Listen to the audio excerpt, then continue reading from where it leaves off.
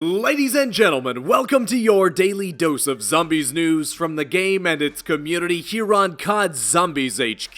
Thank you so much for tuning in today, where we've got a lot to talk about, from spots on the Liberty Falls Zombies map, including one right in spawn that have been ruining players' games, Treyarch making some pretty big changes to the zombies mode that they aren't telling players about, and a huge reminder that'll net you a bunch of free COD points, but you have to do it soon. All that and more today, so let's kick things off with our first story. Over on the Liberty Falls Zombies map, I started to see reports come in of players seemingly receiving phantom damage when they're standing within the spawn room on the map, where seemingly they wouldn't be doing anything wrong, there's no zombies around them, but yet the game is still damaging them. I first thought that this could be caused by some weird server lag that we've been seeing in Black Ops 6 Zombies, with it being always online, but no, it turns out that if you stand in a certain spot within the Liberty Falls spawn, specifically right next to the ammo crate, the game will, for some reason, start to think that you're out of bounds of the map itself,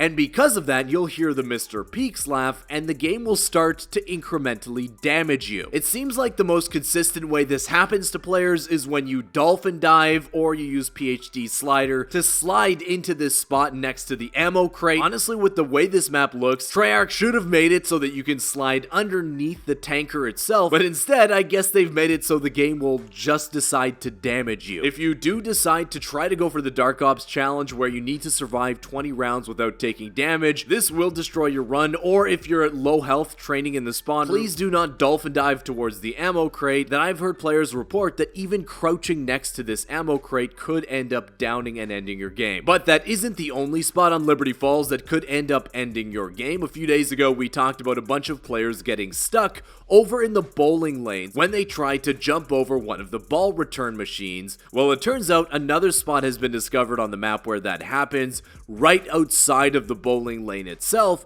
where it's possible that if you jump over this railing, the game will also decide that you shouldn't be in this location and prevent you from moving. Now, there is a few ways of getting out of this if it happens to you in your game: using the Anywhere But Here Gobblegum, using Ether Shroud with the Dash Augment equipped, having an Abomination boop you out of this location, or just going down then crawling away in misery. Hopefully Treyarch will address these in a new update, but for now, moving on to our second story of the day, a new patch dropped for Black Ops 6 Zombies today, in which Treyarch made a secret change that I don't really think was necessary, where they decided to change the Ether Shroud field upgrade, reducing the time that the base version of it is active from 10 seconds down to 8. They didn't tell anybody about this change. The MC Zombie Slayer evidently noticed something was different, and yeah, Treyarch definitely changed this without telling anybody. I mean, Ether Shroud as a field upgrade is pretty good. It's definitely one of my favorites, but did it really need a nerf at this point in the game's life cycle? Probably not. But that's not all Treyarch changed in the latest update today. Treyarch says that they've closed an exploit that allows certain field upgrade augment effects to persist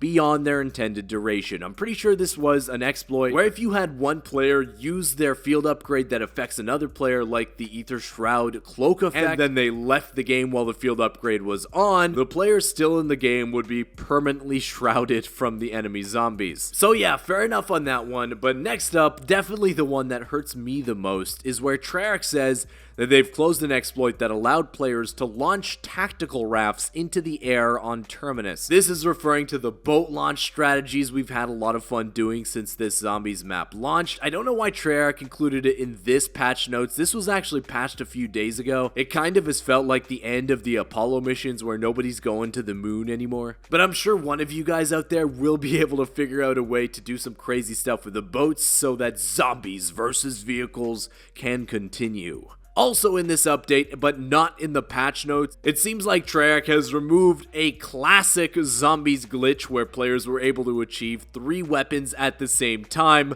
Mule Kick in the game before Mule Kick is surely officially added. But yeah, the method players were using to get 3 primary weapons is no longer working after this update. Next up, Treyarch says that they've resolved an issue where weapons with a default scope would show an extra attachment pip when viewed in game. Essentially, if you didn't put a scope on your weapon, the game would show that you have more attachments equipped to your weapon than was actually possible, but Treyarch has now fixed that. They also said that they've resolved an issue where players' multiplayer loadouts would be present when previewing their zombies loadout. For those of you out there that do spend your time between multiplayer and zombies, was that happening to you? Was it annoying? I haven't touched multiplayer at all, so I don't think that this would have affected me in game, but also low-key for you multiplayer guys that have made the trek over to the zombies in this game, I hope you're loving taking down zombies where the grass is greener. And lastly, TREYARCH'S says that they've added various stability fixes. I don't know if this happened to you in your own game, but a lot of zombies players were talking about how after the latest zombies update before this one, they were getting booted out of games, some major server disconnect issues. I saw one of them over on Reddit where Misguided Son was just playing Liberty Falls